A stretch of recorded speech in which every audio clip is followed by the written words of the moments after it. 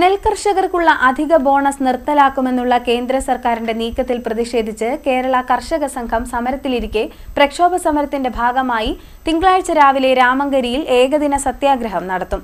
സത്യാഗ്രഹം മുൻ മന്ത്രിയും മുൻ സ്പീക്കറും കർഷക സംഘം പ്രസിഡന്റുമായ എം വിജയകുമാർ ഉദ്ഘാടനം ചെയ്യും. നെൽകർഷകർക്ക് നെല്ല് സംഭരണവുമായി ബന്ധപ്പെട്ട് നൽകുന്ന അധിക ബോണസ് തുക ഇല്ലാതാക്കാനുള്ള കേന്ദ്ര സർക്കാർ നിലപാട് തിരുത്തണമെന്ന് ആവശ്യപ്പെട്ടുകൊണ്ട് കേരള കർഷക സംഘം നടത്തുന്ന പ്രക്ഷോഭ സമരങ്ങളുടെ ഭാഗമായി മാർച്ച് 2-ന് ആലപ്പുഴ രാമങ്കരിയിൽ ഏകദിന സത്യാഗ്രഹം സംഘടിപ്പിക്കുമെന്ന് നേതാക്കൾ വാർത്താസമ്മേളനത്തിൽ അറിയിച്ചു. കേന്ദ്ര ഗവൺമെന്റ് നെൽകൃഷി മേഖലയിൽ വരുത്താൻ പോകുന്ന മാറ്റങ്ങളെ സംബന്ധിച്ച്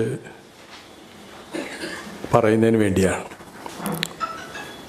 ഇന്ത്യയിലാകെ കാർഷിക മേഖലയിൽ വലിയ തോതിലുള്ള തകർച്ചയും കൃഷിക്കാരുടെ ആത്മഹത്യയെല്ലാം ഉണ്ടായിക്കൊണ്ടിരിക്കുന്ന ഘട്ടത്തിലാണ്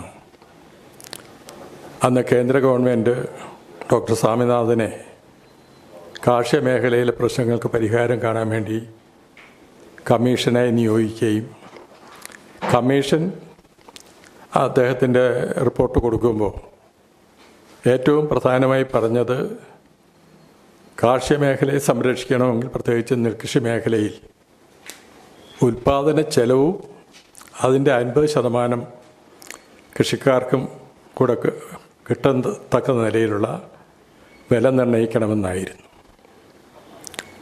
അത് അഖിലേന്ത്യാ അടിസ്ഥാനത്തിൽ എല്ലാ സംസ്ഥാനങ്ങളിലും നടപ്പാക്കിയില്ല എന്നുള്ളത് എല്ലാവർക്കും ബോധ്യമുള്ള കാര്യമാണ്.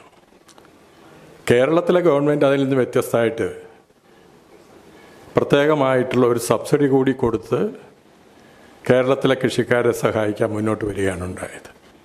ഇപ്പോൾ കേന്ദ്ര ഗവൺമെൻറ് പ്രഖ്യാപിച്ചിട്ടുള്ള ഒരു സമീപനമാണ് ഇങ്ങനെ ഒരു സമരത്തിലേക്ക് പോകാൻ കേരള കർഷക സംഘത്തിനെ പ്രേരിപ്പിച്ചത്. ജില്ലാ കമ്മിറ്റിയുടെ നേതൃത്വത്തിലാണ് സമരം നടത്തുക.